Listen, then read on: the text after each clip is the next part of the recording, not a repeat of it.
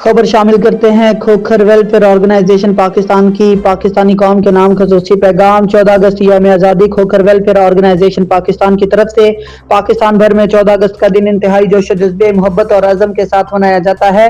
ये दिन इस अजीम कुर्बानी की याद दिलाता है जो हमारे आबाओ अजदाद ने आज़ादी के हसूल के लिए दी। 14 अगस्त 1947 को बरसगीर के मुसलमानों ने अपने लिए एक अलग खित्ता हासिल किया जहाँ वो दीन इस्लाम के असूलों, अपनी तहजीब और सकाफत के मुताबिक जिंदगी गुजार सकें।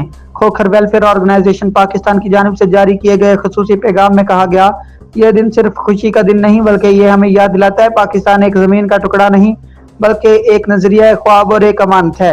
ये वो ख्वाब है जो लाखों शोहदा की कुर्बानियों से हकीकत बना और हमारी जिम्मेदारी है कि इस ख्वाब को जिंदा रखे। खोखर वेलफेयर के पैगाम में मजीद कहा गया, आज हम अहद करते हैं कि अपनी जान पहचान को सिर्फ पाकिस्तान से जोड़ेंगे।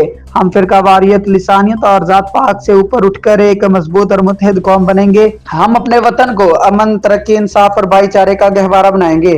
खसूसी तौर पर मुल्क के नौजवानों को मुखातिब करते हुए कहा गया कि आप पाकिस्तान का असल मुस्तकबिल हैं।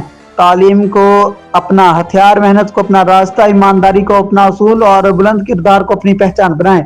यही वो रास्ता है जो आपको और आपके मुल्क को कामयाबी की मंजिल तक पहुंचाएगा। खोखर वेलफेयर ऑर्गेनाइजेशन ने अपने पैगाम के इख्तिताम पर दुआ की, अल्लाह ताला पाकिस्तान को ता क़यामत सलामत रखे और हम सबको इसकी खिदमत करने और इसे हकीकी फलाही रियासत बनाने की तौफीक अता फरमाए। आमीन।